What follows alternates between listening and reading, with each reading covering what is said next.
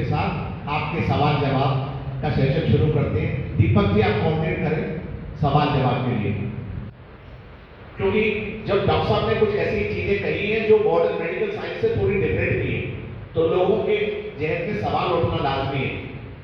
तो इन सवालों के रूप में मैं देख पा रहा हूं डॉक्टर बंसल कुछ कहना चाहेंगे। यहाँ के लिए आज मैं डेली मंच के पास आपका रिक्वेस्ट में डिनाई कर रहा, लेकिन जो आपने 12 ग्राम्स ऑफ सोडियम का आपने जो बोला है, जो जनरली जो हमको पढ़ाया गया वो यही पढ़ाया गया कि more sodium more water retention, more water retention means more fluid in the body and that leads to all the problem hypertension नमक। एक ही दूसरा मेरा वीगन्स के लिए, जो वीगन्स है जो आपने रोशन के लिए बोला, vegans how vegan is vegan, everybody is getting vegan. तीसरा मेरा क्वेश्चन ये है कि which is the ideal time of sunshine which we can make use of and which is the most excellent question. Number one, आपने पूछा था नमक। नमक के बारे में बहुत सारी स्टडी हुई है जिनमें पाया गया कि जब हम 3 ग्राम से कम सोडियम लेते हैं,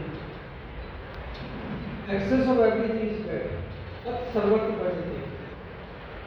नॉर्मल पर्सन के लिए नमक जो चाहिए ना, सोडियम 3 से 5 ग्राम के बीच में चाहिए। 4 ग्राम स्वीटेस्ट स्पॉट है, 3 ग्राम से कम। सारी रिकमेंडेशन 2 ग्राम से 2300 मिलीग्राम तक है, सारी रिकमेंडेशन गलत है। इससे कम करते ही बहुत सारे एविडेंस हैं, मैं आपको स्टडी बता दूंगा।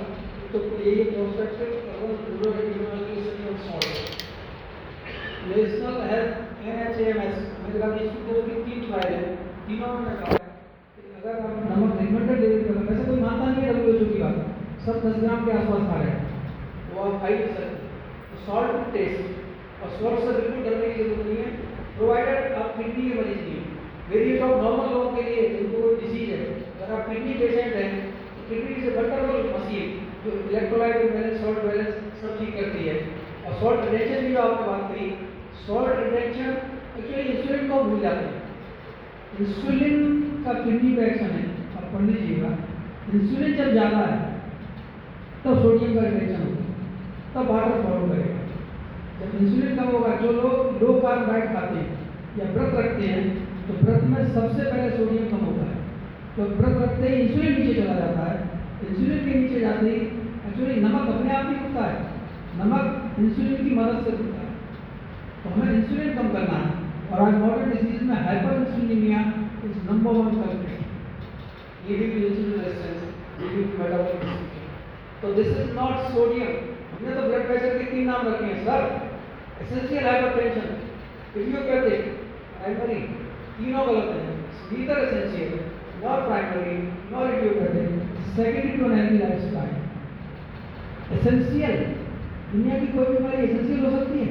मेडिकल साइंस को क्या हुआ है, बीमारी का नाम ही एसेंशियल है। लड़ाई शुरू होने से पहले आपने हथियार डाल दिए। आज भी जो लोग जंगल में रहते हैं, मैं आपके सामने बैठा हूँ, 66 साल का हूँ, मेरा BP 110-170 रहता है, कभी नाम नहीं।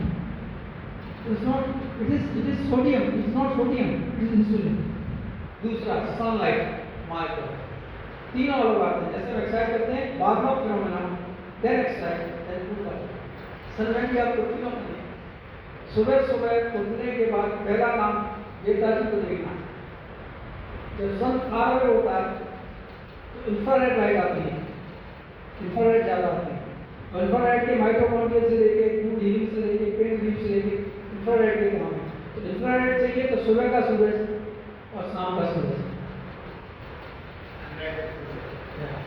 और आपको विटामिन डी चाहिए, सीरोटोनिन चाहिए, नाइट्रिक ऑक्साइड चाहिए, तो आपको अल्ट्रावायलेट रेड चाहिए। अल्ट्रावायलेट रेड पीक होती है 10 से 2 के बीच में। तो डिफरेंट स्पेक्ट्रम, डिफरेंट प्रॉब्लम। सुबह आप जाएंगे तो आपको अल्ट्रावायलेट डी रेज नहीं मिलेगी, सुबह विटामिन डी नहीं मिलेगा, शाम को विटामिन डी 3 के बाद नहीं मिलेगा, लेकिन इंफ्रारेड मिलेगी। Infrared simply wonderful. Infrared mitochondria की एफिशिएंसी बढ़ाती है और आपकी भूख कम हो जाती है।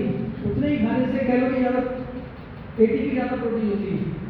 So morning evening for infrared, noon for ultraviolet. B and A इससे नाइट्रिक ऑक्साइड में बनता है, विटामिन डी बनता है, तीसरा क्वेश्चन और था वीगन, क्या पूछना था? कोलेस्ट्रॉल, एनी ओके, हाँ हाँ